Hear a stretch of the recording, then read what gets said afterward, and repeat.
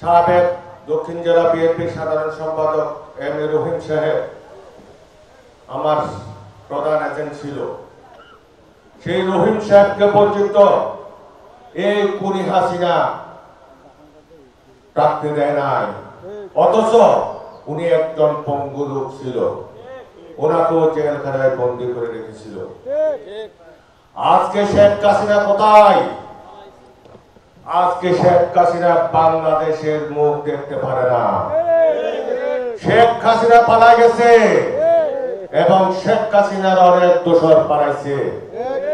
শেখ হাসিনার অনেক দোষর এখানে বাংলাদেশে আছে, আমরা দেখে নিতে চাই। সেই দোষররা এখানে যতই ষড়যন্ত্র করুক কিন্তু পার পাওয়া যাবে না, কারণ হাজার হাজার বিএনপি সহ ছাত্র জনতাকে হত্যা করে শেখ হাসিনা যেমন পালিয়ে গেছে, তেমনি ভাবে বাংলাদেশ পৃথিবীর যে কোনো প্রান্তে থাকুক শেখ হাসিনাকে বাংলাদেশে এনে বাংলাদেশের প্রচলিত আইনে তার বিচার করা হবে।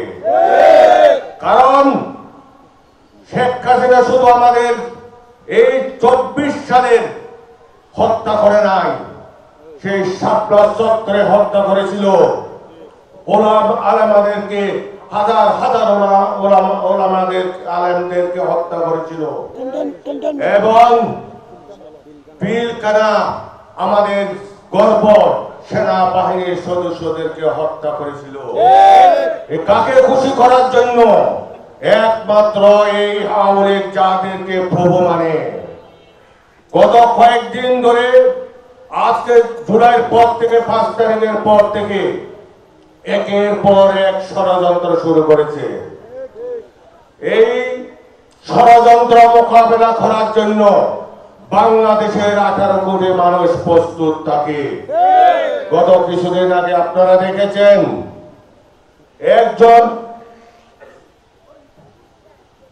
অ্যাডভোকেটকে হত্যা করেছে, সেটাও একটা পরিকল্পনা। এটা ভারতের পরিকল্পনা, এটা আওয়ামী লীগের হাসিনার পরিকল্পনা।